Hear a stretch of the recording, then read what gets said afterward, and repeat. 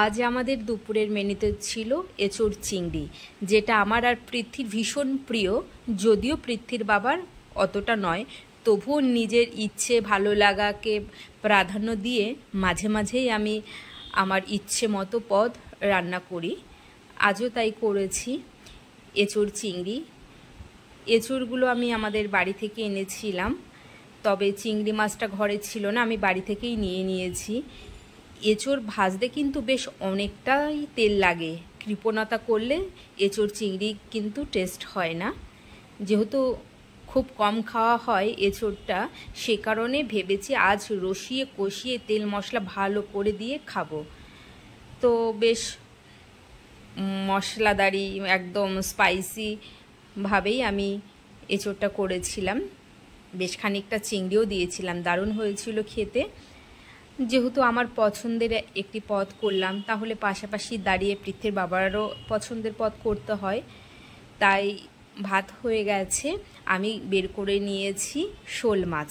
শোল মাছগুলো না আমার ছোট ছোট পিস ভালো লাগে, সে কারণে আমি শোল মাছের পিসের থেকে মাঝখান দিয়ে আরেকটা করে পিস বের করে নিয়েছি। তো শোল মাছটাও আমি মশলা দিয়েই করেছি, একটা আমার পছন্দের, একটা পৃথ্বীর বাবার পছন্দের, আর মাঝখানে বেচারা পৃথ্বী, দুদলেই। যাই হোক, তাড়াতাড়ি করে মশলাটা কষিয়ে নিলাম, রান্না করব। আর ভাবছি কি করব, ভাবলাম না টক ডালই করে নিই। আজ কিন্তু বেশ গরম পড়েছে, কদিন বৃষ্টির কারণে অতটা গরম ছিল না, কিন্তু আবার বেশ কদিন ধরে জাঁকিয়ে বসেছে, শীত নয় গরম। আমার মশলা কষিয়ে এসেছে, আগে থেকে ভেজে রাখা এঁচোড়টা দিয়ে দিলাম। এইবার ভালো করে মিশিয়ে নেব মশলার সাথে।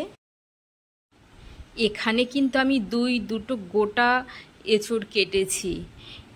এঁচোড় আমার মোস্ট ফেভারিট, তো এঁচোড় সেদ্ধ করার পর বেশ খানিকটা খেয়ে নিয়েছি, ওটাও ভালো লাগে।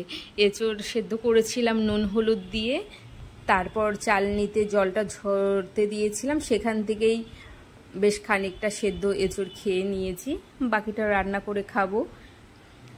জল ফুটে এসেছে, এই ফুটন্ত জলটাই তরকারির মধ্যে দিয়ে দেবো, তাতে টেস্ট বেড়ে যায়। আর এই তো ফুটে এসেছে, এবার গরম মশলা আর ভাজা মশলাটা দিয়েই নামিয়ে নেব। অন্যদিকে বসিয়েছি শোল মাছের জন্যও আমার মশলাটা একদম রেডি হয়ে এসেছে। আর মাছ তো আমি আগেই ভেজে রেখেছিলাম। এই দিকে আমার এঁচোড়ও রেডি, এই দিকে আমার শোল মাছও রেডি। শোল মাছটা একেবারে ফুটে গেছে, এখানেও আমি একটু গরম মশলা আর ভাজা মশলা দিয়ে নামিয়ে নেব। এই ছিল আজ আমাদের দুপুরের মেনু, সঙ্গে ছিল ডাল। এবার ডালটা বসাবো, তাহলেই হয়ে যাবে। তারপর লাঞ্চ বক্স রেডি করে পাঠিয়ে দেবো পৃথ্বীর বাবার কাছে। পৃথ্বীর বাবা ওখানে বসে খাবে, আমি আর পৃথ্বী এখানে বসে খাবো। শোল মাছের তরকারিটাও কিন্তু খারাপ হয়নি, বেশ ভালোই হয়েছে। আজ এটুকুই, দেখা হবে পরে।